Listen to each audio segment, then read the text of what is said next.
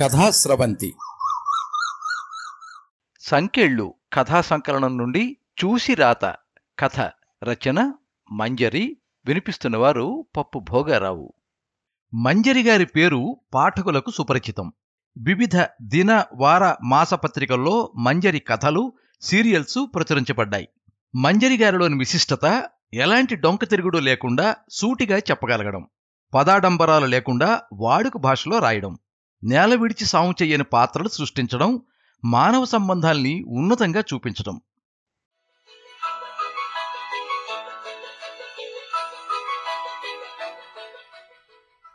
ఎలాగైనా రాసి పంపాలనే ఆలోచన బుర్రలో తిష్ట వేసుకుని ఉంటే నిశ్శబ్దంగా కూర్చుని ఉన్నాడు సుబ్బారావు. వారానికోసారి రచయిత మిత్రుడు ఒక దగ్గర కలిసి సాహితీ చర్చలు చేయడం రివాజు.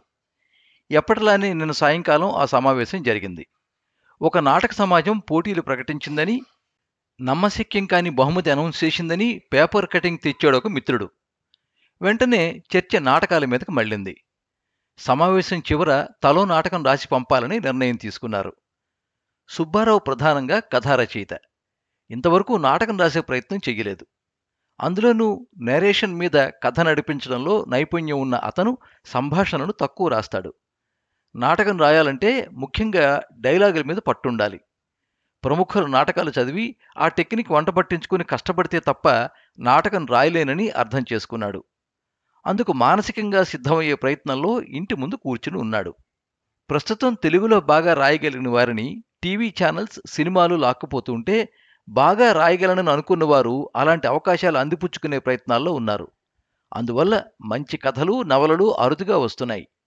సుబ్బారావు రాయడం ప్రారంభించిన కొత్తలో ప్రముఖుల రచనలు చదివి స్పందించి కథలు రాసిన సందర్భాలు అనేకం ఉన్నాయి. నేడు అలాంటి స్ఫూర్తి కలిగించేవారు కరువయ్యారు. ఎప్పుడో ఏదో తడితే కాగితాలు ముందేసుకుని కూర్చోవడం, లేదంటే గత స్మృతులు నెమరు వేసుకోవడం నిత్యకృత్యమైంది. కాస్త సత్తా ఉన్నవారితో రచనలు చేయించడానికి పత్రికలు వివిధ పోటీలు నిర్వహించి బహుమతులు ఇస్తున్నాయి. ముందు చూపున్న ఎడిటర్లు రచయితని ప్రోత్సహించాల్సిన అవసరం గుర్తించి కొత్త వారికి అవకాశాలు కల్పిస్తున్నారు. ఒకప్పుడు స్పార్క్ ఉన్న రచయితని కూర్చోబెట్టుకుని ప్రపంచ సాహిత్యాన్ని, శరత్ వంటి ఉద్దండుల రచనల్ని చదవమని సలహాలు ఇచ్చేవారు ఎడిటర్లు. అవి చదివితే గట్టి పునాది ఏర్పడుతుందని వారి ఉద్దేశం.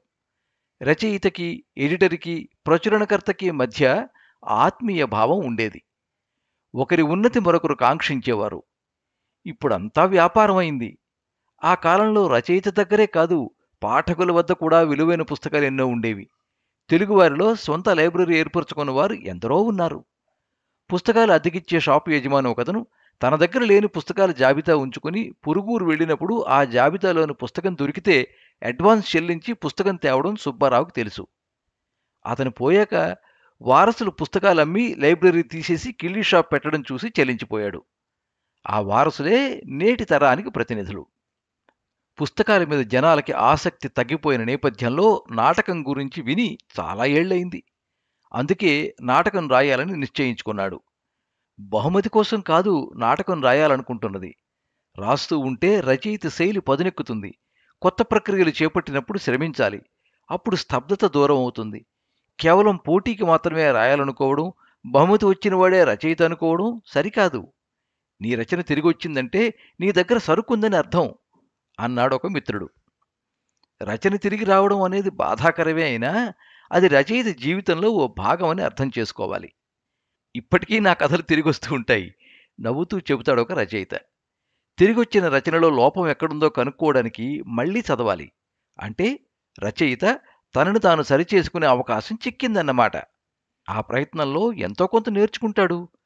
నువ్వెన్నిసార్లు తిరిగి రాశావన్నది కాదు, ఎంత బాగా రాశావన్నదే ముఖ్యమంటారు విజ్ఞులు. వేళ్లు చురుక్కుమనడంతో సిగరెట్ వదిలేశాడు సుబ్బారావు. అంతవరకు ప్రవాహంలో సాగిన ఆలోచనలు అర్ధాంతరంగా తెగిపోయాయి. యథాలాపంగా తల తిప్పాడు. ఓ దృశ్యం అతని కంటపడింది. బిల్డింగ్ నుంచి బయటకొచ్చాడతను. చెల్లీ అని దుఃఖపూరిత స్వరంతో పిలిచాడు. పక్కింటి నుంచి మెరుపులా వెలుపలికి వచ్చిందామె. పిలిచిన వ్యక్తి ముఖం చూసి ఆతృతగా దగ్గరికెళ్ళింది. అతను ఏదో విషయం చెప్పాడు. అన్నయ్యా అరిచి ఏడవసాగింది. కళ్ల ముందు జరుగుతున్న ఆ చిత్రం ఆశ్చర్యంగా తిలకించసాగాడు సుబ్బారావు. వారి ఏడుపులో ఏ ప్రత్యేకత లేదు. ఆ ఇద్దరూ కలిసి ఏడవడమే వింత. 10 సంవత్సరాల నుంచి అక్కడ నివసిస్తూ వారి గురించి వివరంగా తెలిసి ఉండడం చేత అలా అనుకున్నాడతను. పక్కపక్క ఇళ్లలో నివాసం ఉంటున్న వాళ్ళిద్దరూ అన్నా చెల్లెళ్ళు. బైక్ మీద పోతున్నప్పుడు కానీ, లోనికి వస్తున్నప్పుడు కానీ పొరపాటున కూడా తన దృష్టి చెల్లెలి ఇంటి దిశగా సారించడు అన్నగారు. అతను రెవెన్యూలో యూసీడీగా చేస్తూ పెద్ద బిల్డింగ్ కట్టాడు. అతడిని మాట్లాడించగలిగేది డబ్బొక్కటే. పండగనాడు ఇంట్లో చేసిన పిండి వంటలు తనవారు అంటే అత్తింటి వారు తినగా ఏమైనా మిగిలితే రాత్రి చెల్లెలింటికి పంపించే సంస్కారవంతుడు. అన్న నుండి ఆ మాత్రమైనా దక్కినందుకు సంతోషిస్తుందో ఏమో కానీ ఎలాంటి వ్యాఖ్య చెయ్యదా చెల్లెలు. ఆమె పాతకాలం మిద్దె ఇంట్లో ఉంటోంది. అది తల్లి ద్వారా ఆమెకు సంక్రమించింది. భర్త సామాన్య ఉద్యోగి మాత్రమే కాదు, మితభాషి కూడా. అన్నా చెల్లెళ్ళ ఇళ్ల మధ్య ఓ చిన్న సందు వారి రాకపోకలకి ఏమాత్రం ఇబ్బంది లేకుండా ఉంది. సైకిల్ వెళ్ళడానికి ఉపయోగపడే ఉమ్మడి సందుని బైక్ కొన్నప్పుడు కొంత, భవిష్యత్తులో కొనాల్సి ఉన్న కారు కోసం మరికొంత బలవంతంగా వెడల్పు చేయడం వలన తన జాగా పోయిందని అన్నగారి మీద కోపం చెల్లెలికి. అత్తింటి వారిని తప్ప తనని తన పిల్లల్ని కనీసం నోరెత్తి పలకరించడం చెప్పుకుని వాపోతుంది. ఒకరితో ఒకరు మాట్లాడడానికి ఏమాత్రం ఇష్టపడిన ఆ ఇద్దరూ అలా కలిసి ఏడుస్తుంటే ఏదో దుర్వార్త తెలిసి ఉంటుందని ఊహించాడు సుబ్బారావు. వాళ్ళు కాసేపు అక్కడ ఏడ్చి ముందుకెళ్లారు. అక్కడున్న ఇంటి నుంచి ఓ ముసలాయన వచ్చి విషయం కనుక్కుని ఆ ఇద్దరిని తన బాహువులతో చుట్టేసి రోదించసాగాడు. తండ్రి కొడుకు కూతురు విలపిస్తున్నారంటే అది నిశ్చయంగా విషాద వార్తే అనుకుని లేచి వెళ్ళి ఏ ఏమైంది అని అడిగాడు సుబ్బారావు. ఎవరూ మాట్లాడలేదు. మౌనంగా ఉండిపోయారు. కష్టం వచ్చినప్పుడే ధైర్యం చిక్కపట్టుకోవాలి ఓదార్పుగా అన్నాడు సుబ్బారావు. కొడుకు కన్నీళ్లు తుడుచుకుని చెప్పాడు, మా అబ్బాయికి చాలా రోజుల నుంచి ఆరోగ్యం బాగా లేదని మీకు తెలుసు కదా. ఇక్కడ డాక్టర్లు ఎవరూ ఆ వ్యాధి నయం చేయలేకపోయారు. నా బావమరిది ఏదో పని మీద హైదరాబాద్ వెళుతుంటే అపోలో హాస్పిటల్లో చూపించమని చెప్పి మావాడిని కూడా పంపించాను. ఆ టెస్టులకు 10,000 ఖర్చు అయిందట. ఆపరేషన్ చెయ్యాలన్నారని నా బావమరిది ఫోన్ చేసి చెప్పాడు. సుబ్బారావు షాక్ అయ్యాడు. ఇప్పటికైనా రోగం గుర్తించి చికిత్స సూచిస్తే సంతోషించాలి గాని దుఃఖించడం దేనికి? అసలు ఆ ముగ్గురు ఏమనుకుని ఉమ్మడిగా ఏడ్చారు? సుబ్బారావు బుర్రలో ప్రశ్నల సుడులు తిరుగుతున్నాయి. సాధారణంగా ఆ చుట్టుపక్కల నివసించే వాళ్ళు ఆ కుటుంబంతో ఎటువంటి సంబంధాలు పెట్టుకోరు. ముఖ్యంగా ముసలాయనతో. రోడ్డున పోయేవాడిని ఉత్తపుణ్యానికి తిట్టి వాడు మౌనంగా వెళ్ళిపోతే అశాంతిగా గడుపుతాడు. తిరిగి వాడు తిడితే బరువు దిగిపోయినట్టు ఊపిరి పీల్చుకుంటాడు. 40 సంవత్సరాల క్రితం ఊరు అభివృద్ధి చెందని రోజులలో ఆక్రమించిన స్థలాలే పిల్లలకిచ్చాడు. ముసలాయనికి తలలు మార్చే తెలివితేటలున్నాయి. పైరువీలు చేసి బాగా ఆదాయం వచ్చే సీట్లో కొడుకుని వేయించాడు. అతను వెనక్కి తిరిగి చూడకుండా సంపాదించి బిల్డింగ్ కట్టాడు.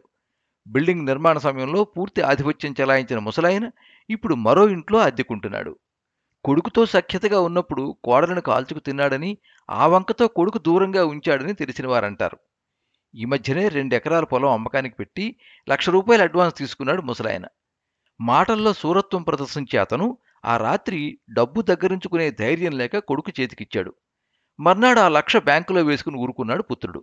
ఇదంతా రహస్యంగా జరిగిన ఆర్మీలో పనిచేస్తున్న చిన్న కొడుకు వచ్చినప్పుడు బట్టబయలయ్యింది. అప్పుడే పొలం కొనుగోలుదారు మంచం ఎక్కడం వలన అమ్మకం పూర్తి కాలేదు. అందువల్ల 1,00,000 మీద వచ్చే వడ్డీ ఇమ్మని కొడుకును సతాయించాడు ముసలాయన. అతనికంటే ఘనుడు ఆచెంట మల్లన్న కనుక వ్యవహారం సానుకూలంగా జరగలేదు. కొడుకు చేతికి అనవసరంగా డబ్బు ఇచ్చి తప్పు చేశానని విచారంగా చెప్పుకుంటూ ఉంటాడు. పొలం డబ్బు మొత్తం అందితే ఏం చేస్తాడో తెలియదు గాని కొడుకులతో సమానంగా చూస్తానని కూతురుతో అంటాడు. తండ్రి తనకేదో ముట్ట చెబుతాడని ఆశించి తిండి పెడుతోంది కూతురు. ఆమె వద్ద తిన్నంతకాలం ఆ సంసారంలో జోక్యం చేసుకుంటాడు. నెలాఖరున కూతురుతో తగవ పెట్టుకుని స్వయం పాకం మొదలు పెడతారు. నెల మొత్తం తింటే పెన్షన్ నుండి కొంత సొమ్ము కూతురు అడుగుతుందని భయం అతనికి. తండ్రికి మంచినీళ్లు కూడా ఇవ్వకూడదని బాహాటంగా తీర్మానిస్తుంది. 10 రోజులు గడిచేసరికి అంతా మర్చిపోయినట్టు నటిస్తుంది. నటించకపోతే కొన్ని పనులు కావు మరి. గతంలో జరిగిన తంతు ఏమాత్రం తేడా లేకుండా తిరిగి అక్కడ మొదలవుతుంది. చెల్లెలి సంసారం అంటే చిన్నచూపు అన్నగారికి. దమ్మిడి సాయం చెయ్యని అన్నపై కోపం చెల్లెలికి. ₹1 పిల్లలకి ఇవ్వకుండా లౌక్యంగా గిట్టని వాళ్ళు హీనంగా అంటారులేండి.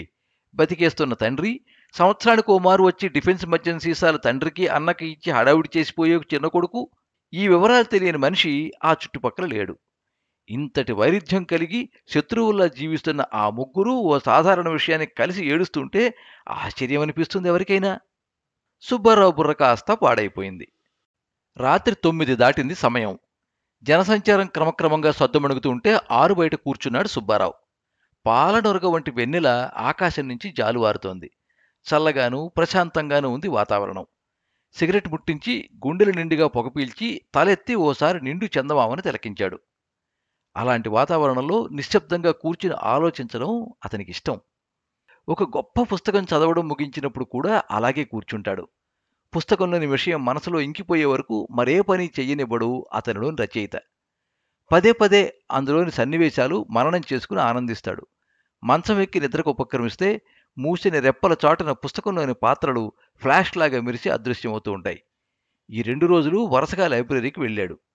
ఓ మూల అలమరాలో దుమ్ము ధూళి పట్టిన పుస్తకాలు తీసి దులిపాడు. ఆ పుస్తకాల దుస్థితి చూసి దిగులేసింది. భవిష్యత్తులో తెలుగు సాహిత్య స్థితి దర్శించినట్టు కలత చెందాడు. కాస్త స్థిమితపడ్డాక నాటకాల్లో లీనమయ్యాడు. అవి పూర్తి చేసేసరికి నాటకం ఎలా రాయాలనే దానిపై ఒక అవగాహన కలిగింది. రకరకాల ఇతివృత్తాలు బుర్రలో సంచరిస్తున్నాయి. ఏ అంశానికి ప్రాధాన్యమిచ్చే నాటకం రాయాలి అనేది ఆలోచిస్తూ వెన్నెట్లో కూర్చున్నాడు. పక్కంటి లైటు అతని ఏకాగ్రతని చెడగొట్టింది. రెవెన్యూ ఉద్యోగి సూట్ కేసుతో బయటకొచ్చాడు. చొక్కా మీద స్వెటర్ వేసుకోవడంతో మరింత లావుగా కనిపిస్తున్నాడు. మెడలో మఫ్లర్ పాములా వేలాడుతోంది. అతని 10 అడుగులు వేసి తండ్రి ఉంటున్న ఇంటి వద్ద ఆగి, నాన్నా అన్నాడు. ఏరా ముసలాయన బదులు పలికాడు. మాటలు చాలా స్పష్టంగా వినవస్తున్నాయి. నేను వెళ్తున్నాను, ఇల్లు జాగ్రత్తగా చూసుకో. అలాగే, ఆపరేషన్ ఎప్పుడు? ఎల్లుండి గురువారం చెప్పాడు కొడుకు. 2 క్షణాల నిశ్శబ్దం తాండం వాడింది. ఎంత ఖర్చైనా సరే నా మనవడిని తీసుకొచ్చి నా చేతుల్లో పెట్టు అన్నాడు. అలాగే. రిక్షా చప్పుడు వినిపించింది. జంతువు నుండి మనిషిని వేరు చేసేవి బంధాలు బంధుత్వాలే. అవే లేకపోతే మనిషి జీవితం దుర్భరం. కానీ ఎందుకనో ముసలాయన మాటల్లో నాటకీయత ఒక్కటే ఉన్నట్టు తోచింది అతనికి. అది తన అవగాహన లోపమని సరిపుచ్చుకున్నాడు. మర్నాడు ఉదయం నాటకం గురించి ఆలోచిస్తూ ఉంటే మార్కెట్కి వెళ్ళి కూరగాయలు తీసుకురమ్మని పురమాయించింది భార్య. ఆమె వైపు ఓ నిరసన చూపు విసిరి సంచి తీసుకుని బయలుదేరాడు సుబ్బారావు. మార్కెట్లో మటన్ షాప్ వద్ద పని ముగించుకుని వస్తూ ఎదురయ్యాడు ముసలాయన. అతని చేతిలో వైర్ బ్యాగు బరువుగా ఉంది. కిలో కూర తనొక్కడే తింటాడని, దానికి మందు తోడు ఉండాలని తెలుసు కాబట్టి ఏమాత్రం ఆశ్చర్యపడలేదు. ముసలాయన్ని పలకరించిన తర్వాత అడిగాడు, రాత్రి మీ అబ్బాయి హైదరాబాద్ వెళ్ళినట్టున్నాడు? వెళ్ళాడు. రేపు ఆపరేషన్ చేస్తారు నా మనవడికి. మీ అబ్బాయితో అన్నారు, ఎంత ఖర్చైనా సరే నా మనవడిని తీసుకొచ్చి నా చేతుల్లో పెట్టు అని. అన్నాను. మనవడి విషయంలో ఖర్చుకు వెనకాడితే ఎలా? అవసరమైతే ప్రాణం ఇచ్చి రక్షించుకోవాలి. ఆ మాట ఆధారం చేసుకుని బ్యాంకులోని ₹1,00,000 ఆపరేషన్ ఖర్చు చేస్తే? పిడుగుపాటు తాకిన వాళ్ళ తెల్లబోయాడు ముసలాయన. గొంతు తడారిపోయినట్టు గుటకలు మింగాడు. తేరుకోవడానికి చాలా సమయం పట్టింది. అదెందుకు ఖర్చు పెడతాడు? పెడితే లేదా పెట్టానంటే అన్నాడు సుబ్బారావు. మరికొంచెం వాడిపోయింది ముఖం. పెట్టడు, డబ్బుకి లోటు లేదు కనుక అలా అనడు అన్నాడు ముసలాయన కంపిస్తున్న స్వరంతో. డబ్బుకు లోటు లేకపోతే 1,00,000 మీద వడ్డీ మీకు ఇవ్వచ్చు కదా అని తప్పుకున్నాడు సుబ్బారావు. ముసలాయన బుర్రలో చొరబడిన అనుమానం అసాధారణమైనదని, నల్లబడిన ముఖంతో సర్వం కోల్పోయిన వాడిలా భారంగా అడుగులు వేయడం చూసి గ్రహించాడు సుబ్బారావు. అక్కడే ఉండిపోయిన సుబ్బారావుని దాటుకుపోతున్నారు మార్కెట్లోకి వచ్చిన వాళ్ళు. ప్రతి మనిషి వెనుక ఓ కథ ఉంటుంది. తరచి చూస్తే ప్రతి కథలోనూ ఓ సిద్ధాంతం కనిపిస్తుంది. అందుకే సృష్టికర్తని మించిన నాటక రచయిత లేడని జగన్నాటక సూత్రధారి అంటారు పెద్దలు. భిన్నమైన పాత్రలతో మానవ సంబంధాలు అన్నీ ఆర్థిక సంబంధాలే అని చెప్పగలగడం ఒక్క సృష్టికర్తకే చెల్లింది. ఉత్సాహంగా కూరగాయల సంచితో ఇంటివైపు అడుగు వేశాడు సుబ్బారావు. తన అన్వేషణ పూర్తి కావడంతో.